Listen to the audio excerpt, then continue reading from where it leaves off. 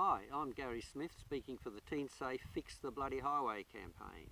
We're aiming to get the Princes Highway a safer road from Nowra through to Narooma and further on to Bega, subject to funding from the government.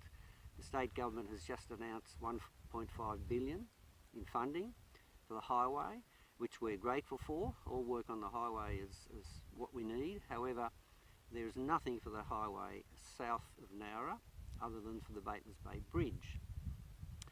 And our view is that the Batemans Bay Bridge, while we welcome any work, is not essential. It's not a life-saving issue.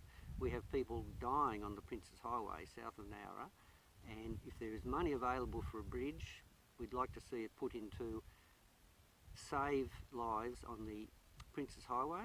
And so we consider some interim measures on the highway to make it far safer and save lives would be to provide far more overtaking lanes. The highway is so busy these days, big trucks, caravans, a lot of traffic, hardly anywhere to overtake.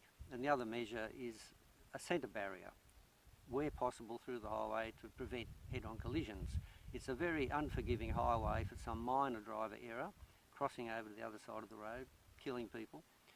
So there are a couple of measures that are probably not expensive compared to a four-lane highway, but something that could be done rather than nothing, because right now nothing's being done other than basic maintenance. There was $10 million announced by Shelley Hancock MP recently for the highway, but for, let's say, a 100-kilometre stretch of highway, that's basic maintenance. It's no real new work to save lives. This Princes Highway is our lifeline, our economic lifeline, it's our social lifeline. We have no choice. There's no public transport. We don't have rail, don't have a decent public bus service, so we're forced to use the highway. And in this 21st century, it needs to be of a better standard and be safer for people. You may remember recently the state government spent $41 million in a bid to get to FIFA, an organisation, an overseas organisation, to get a football team to Australia, which was ridiculous and failed. Well, there's $41 million down the drain. That would fix this highway for the future and save Australian families. I'd also like to commend our local member Andrew Constance for securing some funding for the highway, but as noted, there's nothing south of Nowra. Andrew, please, we need a safer highway. And also I'd like to commend Bega Valley Shire Council, whose work is leading to the highways being nominated as a road of national significance, which will attract some more federal funding. I'd also like to thank Fairfax Media, Kerry O'Connor, the editor, for her Fix It Now campaign, which is adding impetus to the entire Safe Road campaign, and also Councillor Anthony Main from Eurobodalla Council, who's with seats, and we're looking forward to seeing what the South East Area Transport Group is doing toward the safer highway.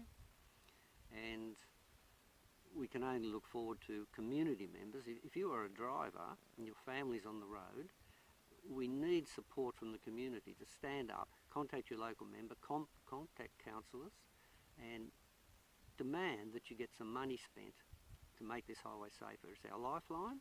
We have no option but to use it, and we want the economy to grow. We want tourism here. We want families living and enjoying the place. We want this highway to be safer. So it's time to fix the bloody highway.